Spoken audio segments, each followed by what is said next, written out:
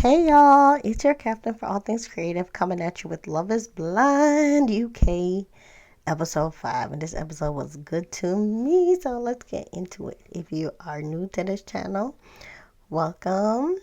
Please like and subscribe and all that good stuff. And if you're returning, thank you for rocking with us. You already know we get into a lot of things. Quick PSA, make sure you're registered to vote and that you plan on voting if you're in the US.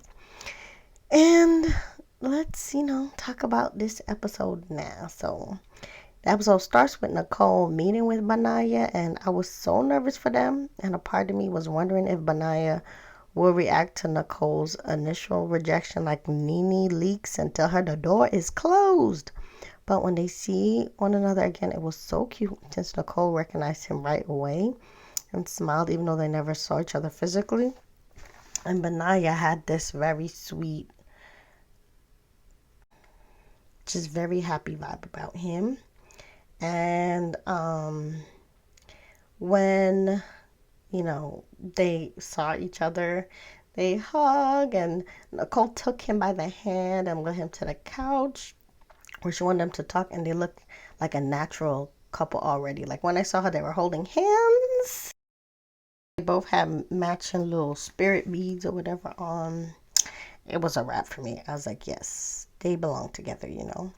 And Nicole, kept handling his hand, and I didn't even need to hear what they had to say because the love vibes were there straight out the gate. But when they get to talking, Nicole first tells Benaya that she thought he would favor Bob Marley or something like that, and then Benaya tells her that she was right about him having long hair, but she's also lovely to him.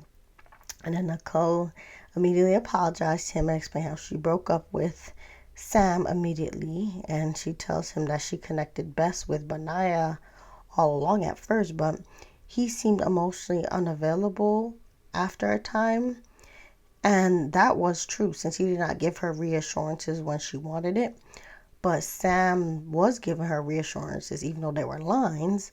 But then she admitted again that even though she thought she chose the seemingly more emotionally available person, it was the wrong choice. And she knew from when she met him that it was wrong. And she knows now for sure that she wants to be with Benaya. And then Benaya acknowledges that he was a little closed off during the pods and he doesn't like moving that way. But the pain of them breaking up and the fact that he still kept thinking about her made him realize that their connection was real. So things happened the way they were supposed to happen. And now that he lost her once, he don't want to lose her again. So then he asked her to stand and he got down on the knee. And she was shooketh and I was cheesing because Benaya just seems so much more genuine than Sam. And they look so cute together that I almost forgot that he be house sitting without his own house. But the good vibes took over my brain because when he proposed, I was cheering for them and I was like, listen, Nicole got a good job. And Benaya also works too, so he can just move in with her and he can help with the bills. And Nicole got a house for both of them. So they're my new Zach and Bliss because I'm here for this second chance vibe. And they're going to take epic nomad vacations since I know Benaya knows where all the good destinations are around the world when he was wandering. And so I'm team Nicole and Benaya. So is their ship name Benno or Nakaya? Y'all put the best ship name in the comments. But them two are like Peaches and Herb because they reunited and it feels so good. Because they're cute. End of. Don't argue with me. So then back to the honeymoon. The main drama starts bubbling when Steven came out like a Marvel character in a Speedo, and then Sabrina and him get to gossiping because they say that Catherine told the girls that she up with Ollie, but Ollie had told the guys that he broke up with her, so they wonder who's lying. Catherine and Freddie, and at first she says that the main reason she wants closure with Ollie is because of the fact that she felt like she was being responsible and respectful about breaking up with Ollie. So hearing that he was telling people that he dumped her makes her upset and she wants to confront him about lying. And I was like, girl, that's not how it happened. He had rejected you about the club and told you to keep seeing other people. So she, in her head, she's more lying to me. But then Freddie even tells her to drop it because it just seems like it's just pride talking. And I don't know if he meant it was Ollie's pride or her pride, but either way, is done and you got a fiance. So I was with Freddie. But Catherine doubled down on saying no, man, because she was genuine in the pods. So she wants to see why Ollie's not being genuine now. So he tells her he will support her if that's deep to her. And I started having bad feelings about that love triangle with Ollie all over again. And I'm like, Catherine, you better not fumble Freddie. That is a good man. See Ollie and Demi talk about who all they want to see again. And Demi lists her girls like Jasmine and Maria, but she leaves out Catherine, even though they were faking like they were friends all along in the pods. And when Ollie says Catherine's name to remind her of the girls that she should want to meet in the pods, Demi looks annoyed and kind of gets to rolling her eyes. And I just thought, man, why you have that girl thinking y'all are friends when you don't see it for her? And y'all been competing over, man. I don't like that about Demi. I told you she was giving that anime girl who's not your friend that stabbed you in the back.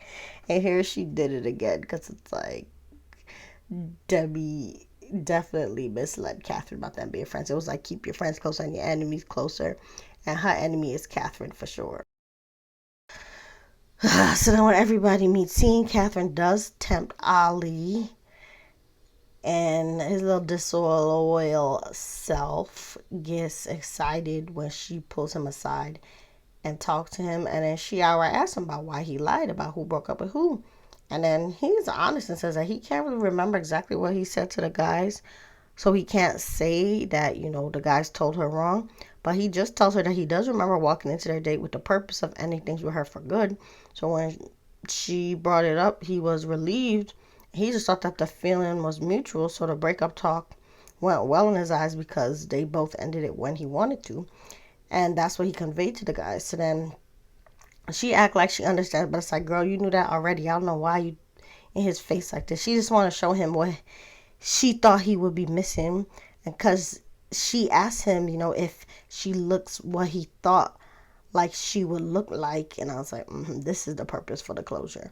And then he says that she does and that she is beautiful. And you could tell that Catherine was satisfied with that because then, they go in for the hugs and all that. And I was just like, ugh, I don't trust either of them. But at least Catherine went back to her man and hugged him and was respectful-ish to him. But Demi and Ollie stayed away from each other for the rest of the night, and it was annoying. And Jasmine even asked Demi why she's, leaving her man alone like that so long. So then she tries to go to him, but then he brushes her off and said he needs to talk to Bobby, who's Jasmine's man. So Demi just ends up alone with Jasmine most of the night. And Ollie went and fixed his sneaky lips to say to Bobby that he thought things were done with Catherine, but something seems to still be in the air with them because every time he turned around, he see her looking at him. So he asked Bobby if he peeped Catherine watching him, and Bobby co-signs, which sends Ollie further into sneak mode. And then he changes the subject to Bobby and Jasmine by asking him if he and Jasmine will smash tonight. And Bobby said that he had been consummated his marriage already. So Ollie congratulates him and says that tonight might be his night. And I thought, your night with who? Because the way you're ignoring Demi, you about to maybe hit the jackpot with the couch like JD Vance, but you are distancing yourself from Demi, who already was insecure, so her legs is going to be closed tighter now and fear your creepy self. And then when the tension could be cut with a knife, Nicole and Benaya joined the honeymoon with tons of good vibes, so the scene ends happy because everybody happy to see them. And Nicole is getting congratulated for dropping Sam because all the girls hated him. And then when they all head back after, congratulating them, you see Catherine twisting the knife and Freddie back by asking if he felt any kind of way watching her with Ollie. He said it didn't feel good, but he's glad she got whatever she needed to off her biscuit chest. He didn't say the biscuit chest part. But then we see Ollie slither into Demi's bed and kiss her hand, but she presses him about what he and Catherine was talking about, and he doesn't tell her, which made me annoyed. And I was like, you look less like Craig David, because Craig David would have filled her in, but he didn't. And he said that there was no flirting, but he definitely told Catherine that she was pretty. So he's lying already and already creating emotional walls. So I'm not here for them. And Demi was not believing him as she should. And the episode goes off. So say how you feel about it. And no matter what, remember you are the master of your fate and the captain of your soul. Bye.